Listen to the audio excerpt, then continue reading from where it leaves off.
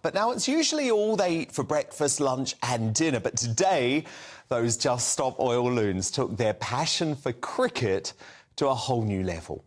Bringing misery to the lives of normal Brits once again, they stormed onto the field of play at Lord's during the second Ashes test between England and Australia. But wicketkeeper Johnny Bairstow showed the police how it's done by physically carrying one of the eco-terrorists off the pitch. Oh my goodness, it's amazing. Watch this.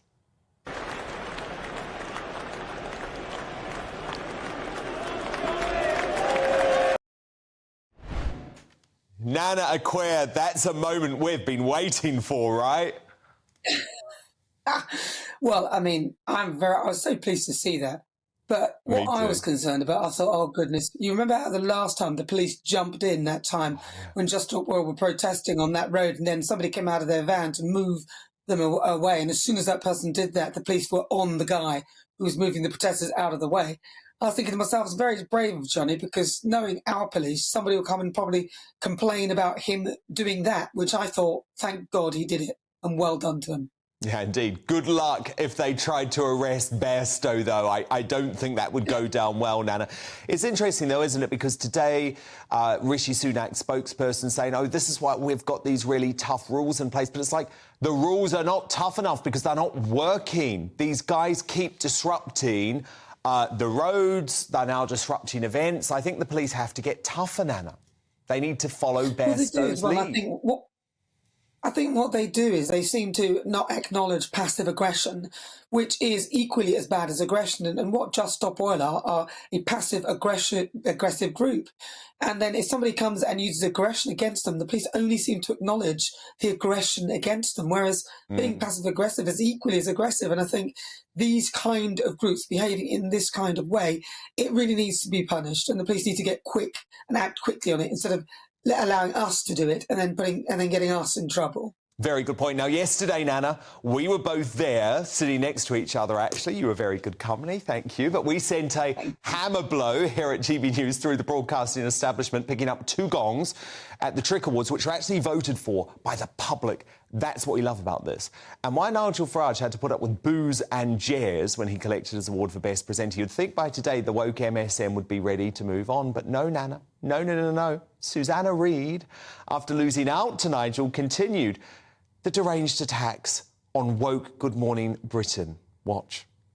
Well, that was the end of a speech which was actually the longest acceptance speech. I'd say it was about 5 or 6 minutes long, or maybe it felt like that in the room. Nigel beat you. He did, indeed. The only woman on the shortlist. Right. Well, actually, a very long shortlist. Yeah. But congratulations to Nigel. But a lot of boos, Kevin. I mean, but he will revel in that. Yes, and he did. Yeah. And to be fair, I think he kind of whipped them up. Bit of sour grapes, Nana, because, of course, Good Morning Britain won nothing from the viewers, right? They won nothing, but at the end they were given some sort of consolation prize, sort of like an achievement prize that is not voted for by the public, of course. But I don't know who votes for it, but it certainly isn't the people, which are the people who voted for GB News. And it's interesting that she brought out the fact that she's a woman and she was the only woman on the shortlist, as if that may have been one of the reasons why she didn't get the prize. The reason she didn't get the prize is because Nigel was better. And Nigel responds, and Nigel is reactive to what the people actually want. Whereas, if I'm honest, as much as I used to watch Good Morning Britain many years ago, it's very, well, passé. It's just in the background. It doesn't connect with people as well as GB News. It doesn't really speak to the audience. And they've got complacent. Yeah. They've got so used to getting the viewers, getting the sponsorship, getting the advertising, that they've had to make very little effort with the programming and with the people. In fact, they've taken their viewers for granted. Yeah, and it's become a total woke fest too. Now, look, Nana, I had to ask you about this. That odd little mouthpiece for the Sussexes, you know the man I mean, Omid Scobie, very odd bloke, very odd bloke. He's announced he's got a new book on the way. It's called Endgame, and Scobie claims it will be a, quote, penetrating investigation into the future of the royal family. Nana, I don't think I can decide which will be filled with more lies. This toilet paper from Scobie or Prince Harry's spare? Well, when it was called Endgame, I thought perhaps he was referring to Harry and Meghan. But no, he wasn't. The Endgame was theirs. But no, Scooby-Doo was actually referring to the royal family and the monarchy. But what does he know about it? I mean, everything he will be saying will be coming from so-called sources that he seems to have. And how long did Meghan really spend in the royal family? It was like, what, 14 months where she lived with them? So how he is just trying to capitalise on the fact that what this book's going to be, Nana. What this book is going to be is loads of bitter bile fed to Scobie by Harry and Meghan's PR team and their friends. And I think how sad that you're using this odd little guy to try and slag off the life's work of your grandmother, Queen Elizabeth II.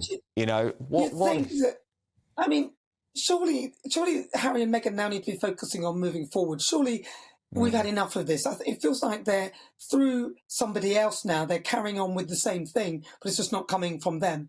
And obviously, there'll be some level of sanctioning through them for him to write this anyway.